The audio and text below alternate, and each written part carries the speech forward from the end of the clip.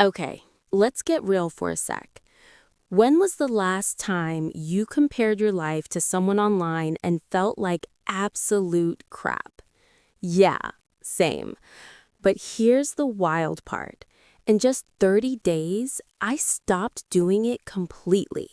Stay with me because if you struggle with this, what I'm about to share might free you. If this resonates, hit subscribe and let's grow together. Okay, let's get real for a sec. For the first week, all I did was notice. Every time I compared myself to someone, I wrote it down. And let me tell you, it was a lot. My notes app basically became my therapist. I mean, seriously, I had more bullet points than my last work project. I noticed patterns pretty fast. Every time I scrolled Instagram or TikTok, my brain would just trigger. I'd see someone launching a business, running a marathon, or showing off a Pinterest perfect kitchen, and instantly think, why am I not doing that? Am I failing? You know what? That's exactly what Dr. Jennifer Crocker talks about in her research on self-worth.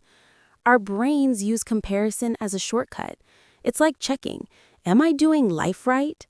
Problem is, it's a broken scale. And here's the funny part. Sometimes I compared myself to the silliest things. Like I'd look at my friend's cat napping in a sunbeam and feel like I was failing at relaxation.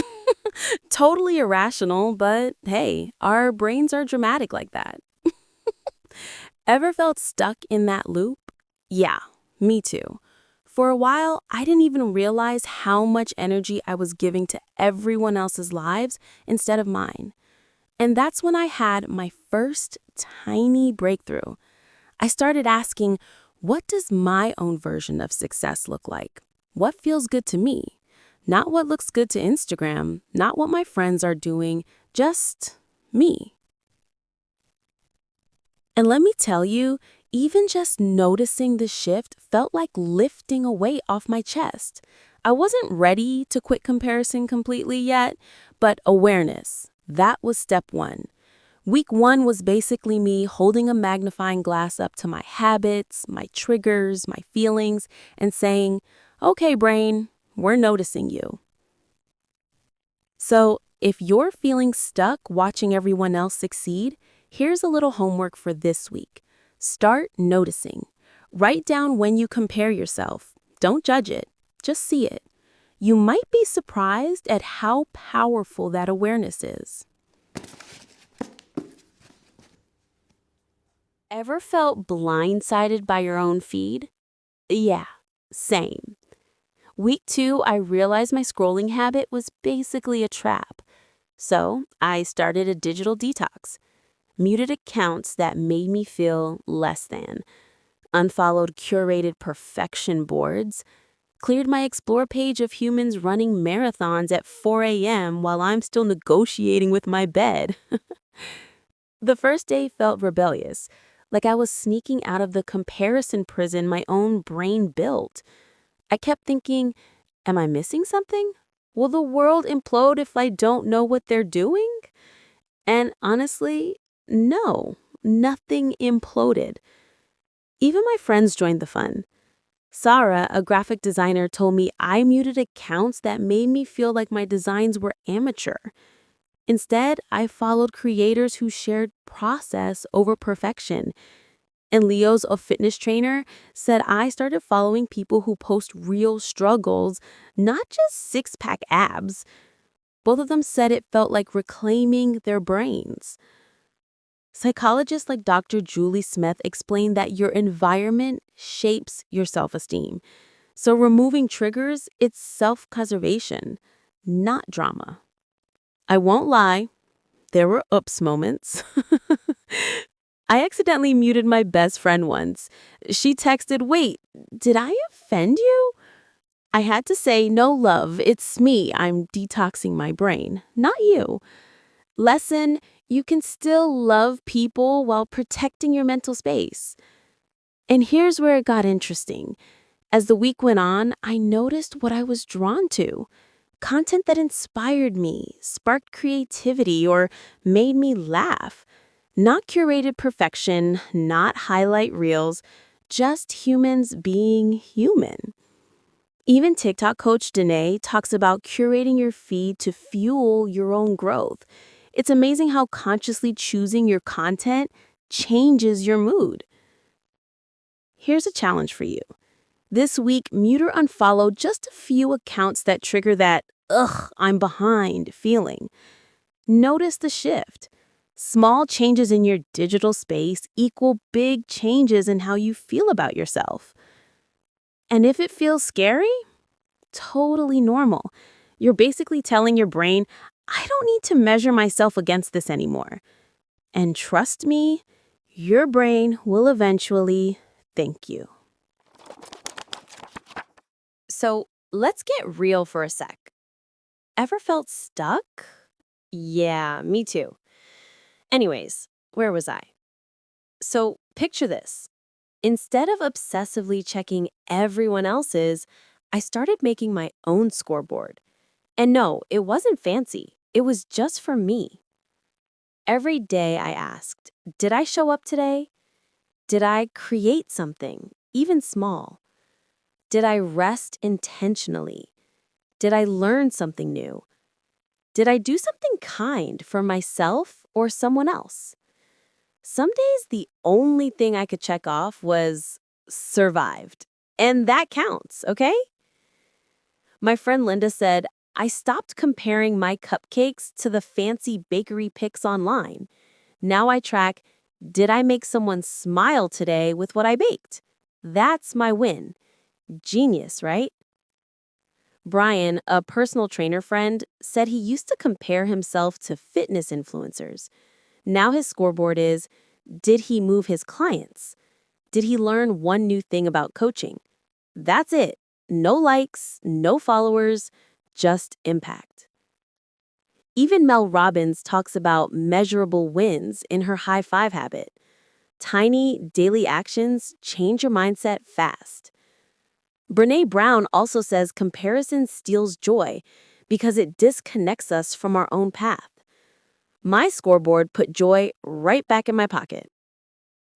For me, writing down wins, even the tiniest, created a snowball effect. One week, I realized I had 3 personal wins and hadn't compared myself once. Revolutionary. Here's a challenge for you. Start your own scoreboard. Notebook, phone, sticky notes, whatever. Write 3 to 5 wins daily. Small wins count.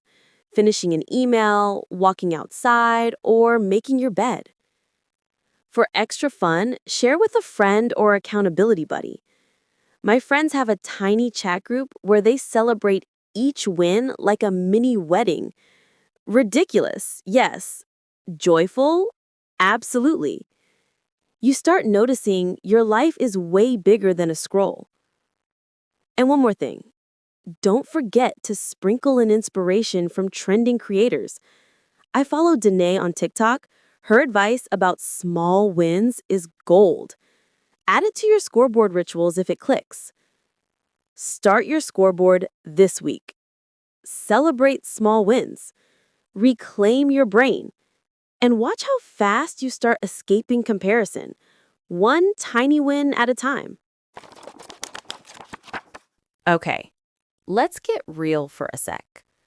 After building my personal scoreboard, I started asking myself a question I had avoided for years. Who am I if no one's watching?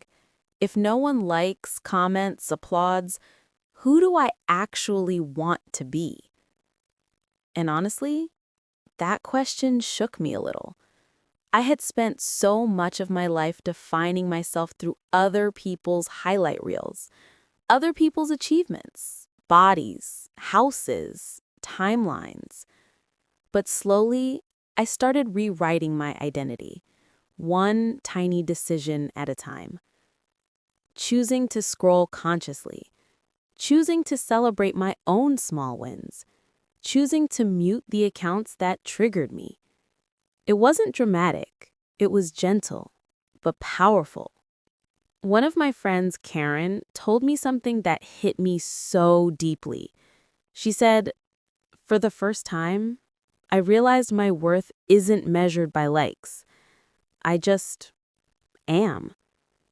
And another friend, Jim, said, "When I stopped chasing other people's standards, I finally felt proud of my own progress." Whew, doesn't that go straight to the heart? And experts like Brené Brown, Therapy Jeff, Julie Smith, they all talk about this. Identity isn't built through comparison. It's built through the habits you choose, the values you stand by, the stories you tell yourself when you're alone in your room. When that clicked for me, I felt this freedom, like I could finally breathe in my own life. Let's be real. I still slip sometimes, especially on TikTok. I'll watch someone's "I became a millionaire at 22" video, and suddenly I feel like a potato. But now when that happens, I catch it. I pause. I look at my scoreboard. I remind myself, I define my wins. I define me. Let me ask you something. Who are you outside of what other people think? What wins are yours alone? What makes you proud even if no one sees it? Your little challenge for this week, Tiny Wins Edition. Every day, pick one small thing you do for yourself. No audience, no comparison, no explanation. Just something that fills you up. It could be journaling, or stretching in the morning, or reading 2 pages of a book, or texting a friend you love.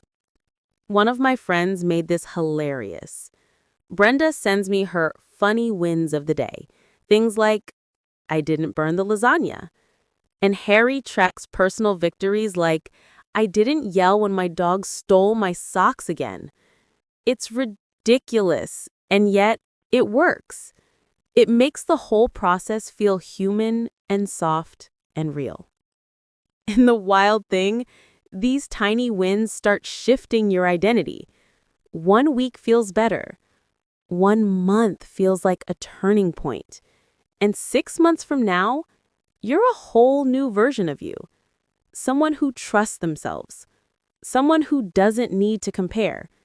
Someone who knows their path. Take a breath. Notice your wins. Celebrate yourself. And if you want to explore the books and creators I mentioned, they're in the description. And yes, using those links helps support the channel so I can keep making these cozy little talks for you. So before we wrap this up, let me leave you with something practical. Something you can actually take with you after this video. I call it my comparison-free toolkit. The 5 things that truly changed everything for me. The first thing I did was just notice when comparison showed up. Not to shame myself, just to notice. Was it TikTok? Was it seeing someone's perfect weekend in a photo dump? Was it a friend hitting a milestone I secretly wanted? The moment I started catching those little spikes of comparison, everything became clearer. You can't change something you're not aware of.